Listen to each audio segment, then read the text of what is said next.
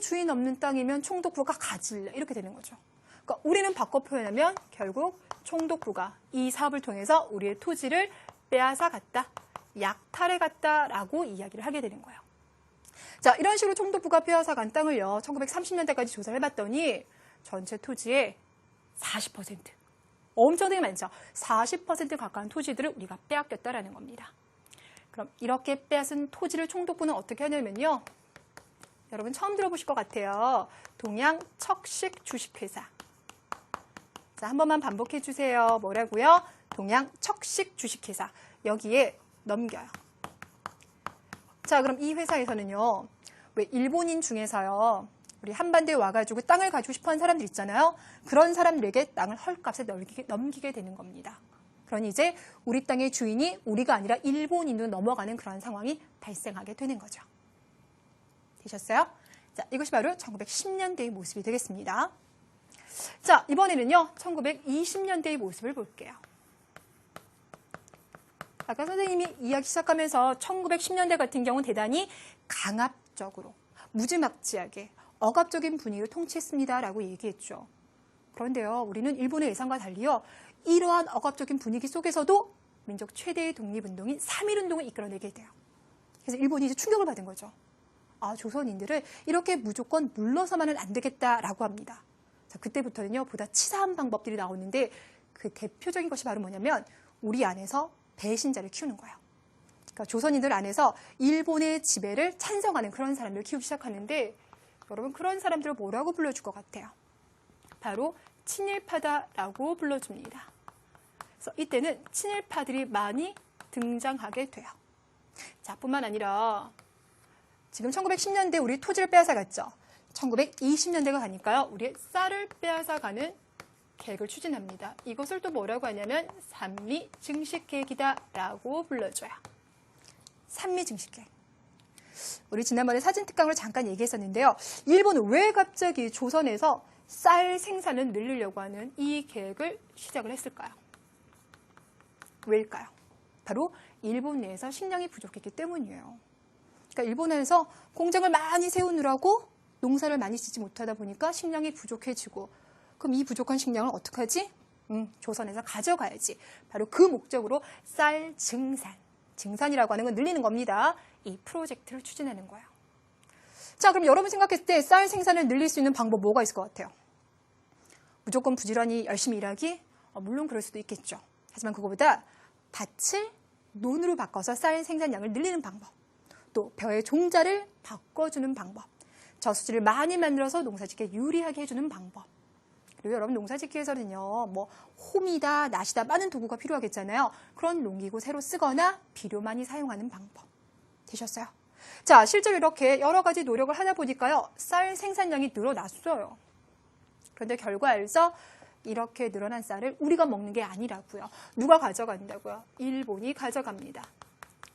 그래서 일본으로 우리의 쌀을 가져가고, 그러다 보니까 국내에서는요, 농사를 열심히 졌음에도 불구하고 식량 부족 문제가 너무 심각해지는 거예요.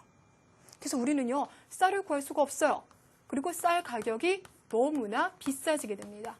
결국 이로 인해서 우리는요, 저기 만주에서 콩 같은 거 수입해다 먹는 상황이 돼버렸습니다. 뿐만 아니라 여러분 제가 아까 그랬죠? 쌀 생산량을 늘리기 위해서는요, 농기구, 비료 같은 거 새로 다 사야 된다고요. 거기는 모두 다 뭐가 들어가요? 돈이 들어가요. 근데 그 돈을 우리 농민들이 부담을 하게 돼요. 그럼 보세요. 토지 조사 사업을 통해서 땅을 빼앗긴 농민들이 등장하죠. 산미 증식 계획을 추진하면서 각종 비용까지 부담하게 되죠. 그러다 보니까 농민들 중에서요, 땅을 잃고 남의 땅을 빌려서 농사 짓는 소장농 기억날까요? 예, 소장농이 되는 경우도 많고요. 이제는 아예 소장농이 아니라 농토에서 쫓겨나는 경우도 너무나 많았습니다. 사람들이 산으로 들어가거나 아니면 새로운 땅을 찾아서 저기 만주라든지 간도 이러한 지역으로 이주하는 사람들이 너무나 많아졌어요. 국내에 남아있다 하더라도요, 상황이 그렇게 좋지는 않았습니다. 한 장의 사진을 통해서요, 그 당시 상황을 엿보도록 하겠습니다. 자, 여러분들 제목 한번 읽어주세요. 토막집. 토막집이라고 나와있죠. 그쵸? 집이에요, 여러분들. 여러분 눈에는 선생님 어떻게 이게 집입니까 싶지만 실제로 거적 몇 개를 덮어서 만든 집이고요. 1920년대부터 등장을 했대요. 그래서 1930년대가 되면 서울 사는 사람들의 6분의 1 정도가 바로 이런 곳에 살았다고 합니다. 되셨어요? 자, 이렇게 사는 사람들이 너무나 많아서요. 당시 마을까지 이루고 있었다라고 얘기를 합니다. 얼마나 민중의 생활이 좀 어려웠는지 충분히 이해가 되시겠죠. 그렇죠? 자, 이번에 여러분들 시기를 조금 더 이동을 해볼까요? 1930년대와 1940년대로 넘어가 보도록 하겠습니다. 여러분 1930년대와 1940년대가 되면요. 일제가 이제 본격적인 전쟁을 하는 시기예요. 여러분 2차 세계대전 기억나실까요? 맞아요. 독일의 히틀러, 이탈리아, 그리고 일본이 주도해서 일으키는 전쟁이 바로 2차 세계대전이 되는데 일본이 이제 본격적으로 이 전쟁에 들어갈 거예요. 그래서 이때는 미국과도 막 전쟁을 하고 있었던 이런 상황입니다. 근데 여러분 알다시피 전쟁을 하기 위해서는요. 사람을 비롯해서 많은 물자가 필요한 거 알고 있죠.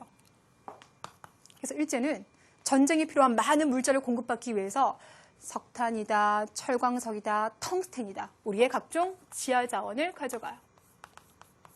그리고 지난번에 봤다시피요. 숟가락, 녹그릇을 비롯해서 많은 것들도 뺏어갑니다. 뿐만 아니라 각종 식량까지. 우리가 이제 이런 것들을 바로 뭐라고 하냐면 공출이다라고 불러주죠. 되셨나요? 자, 우리 제자들이요. 선생님 이거 좀 글자 어려워요 라고 할 것 같아요. 자, 2차 대전 이렇게 기억해 주세요. 자, 계속 가겠습니다. 여러분 전쟁을 하기 위해서는 또 많은 사람들이 필요하죠. 특히나 뭐 비행기 활주로 같은 게 많이 필요해요. 그래서 우리의 젊은 사람들 끌고 가서 징용이란 이름으로요. 활주로 공사 아니면 석탄 채굴 이런 데 이용을 하고요. 또 이제는 병사로 이제 활용을 하기도 합니다. 그래서 징병이란 이름으로요. 젊은이를 데려가서 이제 전쟁터에 내보내게 되는 거죠. 자, 남자들만 간 거 아니에요. 여자들도 끌려갑니다. 혹시 여러분들요. 일본군 위안부라는 단어 들어보셨습니까? 여성들을 끌고 가서 성노예로 삼았던 바로 그런 모습들 되겠습니다. 자, 뿐만 아니라 여러분들 이들은요. 우리의 많은 사람들 데려가면서 이제 고민에 빠져요. 바로 뭐냐면 젊은 사람들을 이제 군대 내보내긴 했는데 혹시나 그 조선인들이 만약 전쟁터에서 적군을 상대로 싸우는 것이 아니라 일본군에게 총을 겨루게 되면 어떡할까? 그들은 고민하는 거죠. 그래서 그들은 이제 30년대 후반, 40년대로 가면 조선인들을 그러니까 일본인으로 아예 개조시키려고 한다. 우리 민족을 그렇게 바꿔서 전쟁터에 내보내려고 합니다. 우리는 이것을 바로 뭐라고 불러주냐면 민족 말살 통치라고 이야기